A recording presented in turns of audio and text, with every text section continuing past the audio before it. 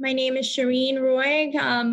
It is a pleasure joining you this morning and collaborating again with SMART. My work is really in the area of intimate partner violence or domestic violence or just abuse toward women and children and just across the board.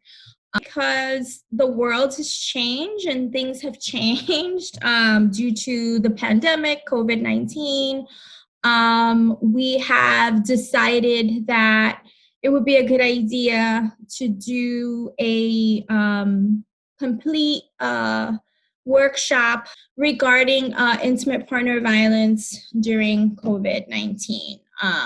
You're aware, domestic violence, intimate partner violence is a lot of things, a lot of different things, a lot of different kinds of abuse, more than just physical abuse. There's verbal, there's psychological, there's all of the types of power and control and aggression and things like that. It's just an overview of what is intimate partner abuse or intimate partner violence. And one of the things that we emphasize or want to emphasize is that the threat of someone doing these things is just as bad, for lack of a better word, or is just as impactful as somebody actually doing these things. So it can be the threat or actual of someone being abusive, either physically, sexually, psychologically, which would include, verbal abuse, emotional, spiritual abuse, things like that. And what's important to kind of realize is that the person that's experiencing this really is, one, afraid, but two, has all of these things happening to them where there is power over them or power and control over them. And it's a pattern. So it's something that happens more than one time of a coercive behavior, which is a lot of pressure and force. The goal is to just have power and control. That's what the abuser wants. The abuser wants to have power and control. And this can be anybody, in the intimate situation. Someone you're dating, someone you're living with, someone you're married to, someone you have kids with, someone who you just, talking to, and it's more than just friends. And anyone can experience this. No one is exempt from this. It doesn't matter who you are, how much education you have, your race, your religion. None of those things are barriers to preventing these things from happening. There's a lot of myths and a lot of misinformation, but generally what you need to understand is that this can impact and happen to anyone. And during COVID-19, all of these things have gotten worse, right? Think about it.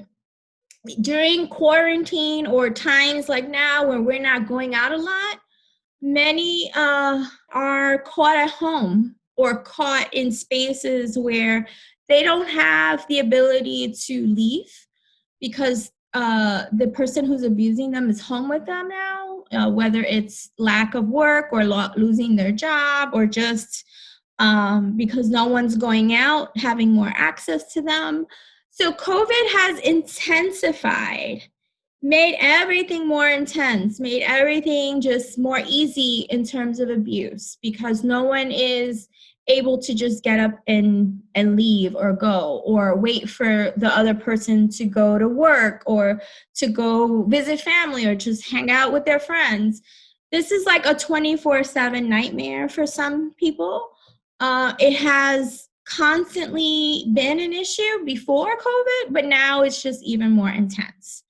And what the abuser wants is to have power and control, which means that it happens in any and every point of a person's life, whether it's what time they go to bed, what time they take a shower, to feeding the kids, to, cleaning the house. I mean, who's watching what on TV. And now that for those of you that have children or know people with children, the children piece is another issue because kids are home now. So there is also this extra added issue if there's children in the house of more tension, more issues regarding the kids or parenting and things like that. How it impacts abuse, especially now, how it impacts reproductive health. So a lot of women who have been abused during COVID and during this time now have had a lot of abuse where a partner has, raped them and they've become pregnant. They have contracted an STD because of that. Or just doing things against their will. And I think that's important time now to think about these things because of healthcare and because of resources. We're in a point in our country right now where, our voice is going to matter during our voting time. So these are things for us to think about. To focus on tactics, and we already mentioned that. What are the different forms?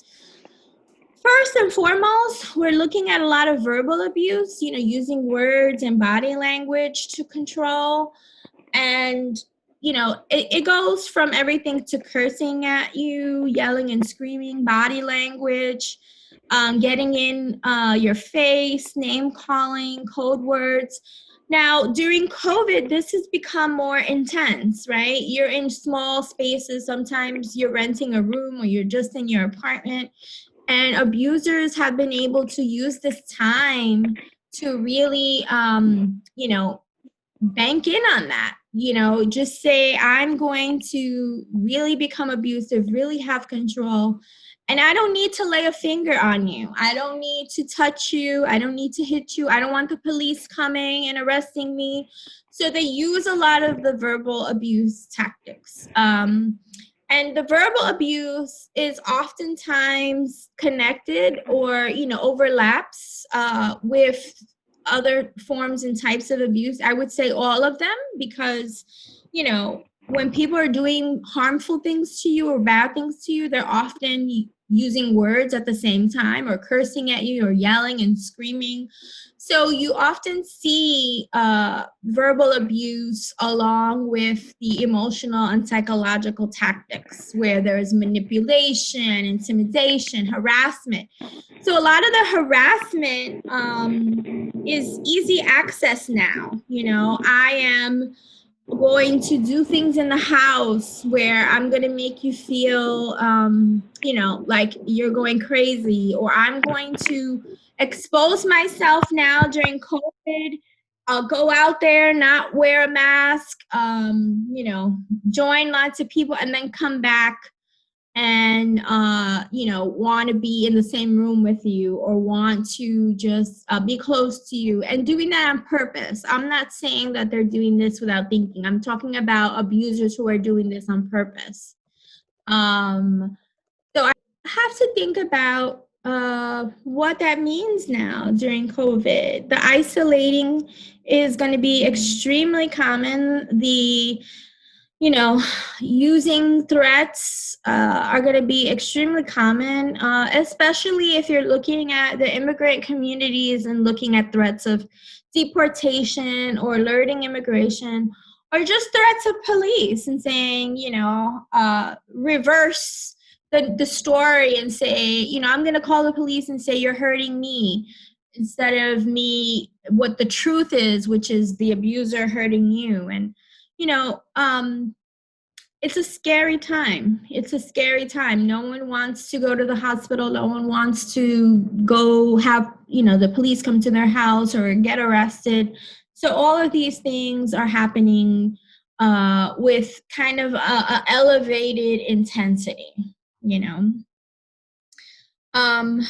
What we are also seeing is, using this time, let's say if you are someone who goes to church or someone who practices a faith, abusers would say, oh, because of COVID, you can't go, you can't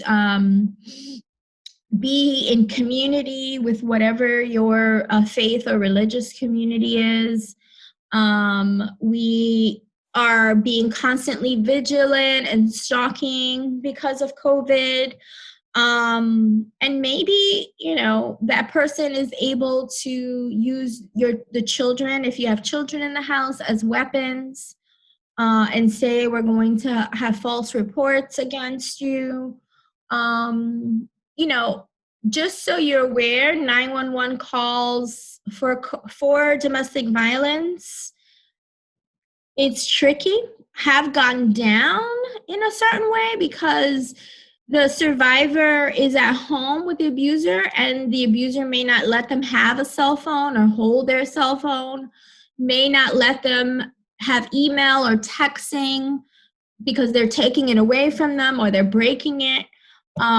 So some survivors are caught between a rock and a hard place where they can't communicate with police, they can't communicate with friends or family because the abuser has taken everything away from them in the house. So this is, a real stressful time for people. Sometimes they don't get to share anything because there's no private or confidential way that they can talk and say, this is happening to me, because the abuser's there. So we have to become creative. If you know someone who's experiencing this and you have a feeling or a hunch, in a safe way, we have to see if we can communicate with them without putting ourselves in harm or at risk. So all of these things are really tricky to do. Sexual tactics, using sexual coercion, aggression, reproductive coercion, things that I talked about a little bit earlier. Right now, even trying to go to the doctor to access the, healthcare for survivors is difficult. So if any of these things have happened to you, any rape, sexual assault, or forced pregnancies or forced sex, all of these things are in a way even more difficult to report, even more difficult to get health care, even more difficult for us to make the decisions, for other women to make decisions that are best for them. So again, forcing your partner or your wife or girlfriend to do things sexually or intimately that they don't want to, anything with even pornography or engaging pornography, sex trafficking, threatening to put pictures of them online or on, Facebook or on the internet. All of these things are real and they happen every day. And it's not just young people, it's not just teens or young people. A lot of my work has seen this happen with older people, where the partner that they're with or the abuser that they're with has taken pictures of them and they didn't know, and they're using that kind of like as a blackmail to say, if you don't do this, I'm going to put all of this out there so people can see you in this way. And it's very scary. The other thing that women are very scared about is, how can I share these things because they're very embarrassing or shameful. I'm ashamed. I don't want to tell people that this is happening. So, there needs to be a trust factor there, or they need to feel that if you're a friend or an ally, that you're not going to put them down, that you're not going to, say it's their fault. Because obviously the person that is doing these things, that's the person that's responsible. But very hard. Financial tactics and financial abuse. Now, during COVID-19, people were losing jobs, people, their businesses closed. If you worked in a restaurant or if you worked at a store, and, it became a time where even money was used even more so to abuse, whether it was, stealing money from the survivor, pressuring the survivor to support them and pay for all of their stuff, even if the survivor couldn't. feeling that they were going to damage the survivor's credit without them knowing, a lot of sabotage or things of like that happened, or using the fact that the survivor was making money and keeping the house afloat as a reason to abuse because they felt threatened by that. So you see abusers who may have been laid off from their work, now in the homes, stuck, isolated, and if the survivor was still working, using it as an opportunity to, be vengeful or abuse them in other ways, or just, taking their money. And, money has a lot of ways in life where people use that as a justification for doing things, so abusers would say, well, I'm not working now, so if I take this money from you, you're supposed to, because I'm your partner, I'm the father of your kids, or I'm living with you. And then they use that as an excuse. Issues with how they were going to pay the rent, or having issues with how they were going to use their money to pay certain bills, or the cell phone bill or the phone bill. And hitting somebody in the pocket is impactful, and it is just as abusive as hitting somebody in the face, let's say, because you can really have a lot of power over them and do a lot of damage. Obstacles for survivors leaving, and sometimes the lack of response by people who are supposed to help them is also a factor. Sometimes survivors don't feel supported. They feel like the police come and don't do anything, or they feel like their family's not listening to them, or the family has just kind of ostracized them, or kind of dismissed them from the family, or they feel like, this is a no-win situation. I'm damned if I do, damned if I don't, so let me just stay. And there needs to have some kind of hope and some kind of feeling of, that, I'm cared for, or people know that I matter, for lack of a better word, so that they do feel safe and heard, and really be able to do things to help for themselves. It is not easy. And,